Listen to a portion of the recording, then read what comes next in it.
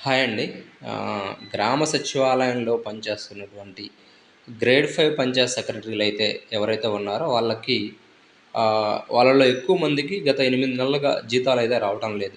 ఆ సమస్య అనేది పవన్ కళ్యాణ్ గారి దృష్టికెళ్ళింది. ఎళ్ళటంతో వాళ్ళు ఒక ఫోన్ కాల్ చేసి సమస్యనైతే సాల్వ్ చేయడం జరిగింది. ప్రస్తుతం అసలు వాళ్ళ సమస్య ఏంటి?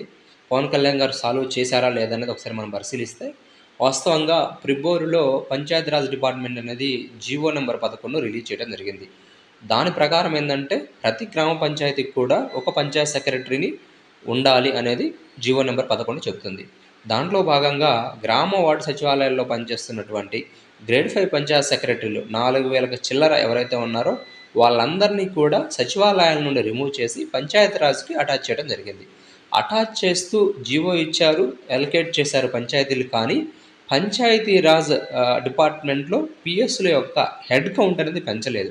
పెంచకపోవటం వల్ల వాళ్ళు బిల్లు పెట్టుకున్నప్పటికి కూడా ట్రెజరీ వాళ్ళనేది హెడ్ కౌంట్ షార్టేజ్ చూసి రిజెక్ట్ చేయడం జరిగింది. ఈ విధంగా గత 8 నెలలుగా జీతాలు అందక వాళ్ళు ఇబ్బంది పడుతూ ఉన్నారు. ఈ సమస్య మొన్న పేపర్‌లో రీసెంట్‌గా ఆంధ్రప్రభ మెయిన్ ఎడిషన్‌లో వచ్చింది. దాన్ని చూసినటువంటి ఆంధ్రప్రదేశ్ రాష్ట్ర ఉప ముఖ్యమంత్రి పవన్ కళ్యాణ్ గారు స్పందించి వెంటనే పంచాయతీరాజ్ డిపార్ట్మెంట్ అధికారులతో మాట్లాడి ఆ సమస్యకు పరిష్కారం ఇమ్మీడియేట్‌గా చూపించండని ఆదేశించడం జరిగింది.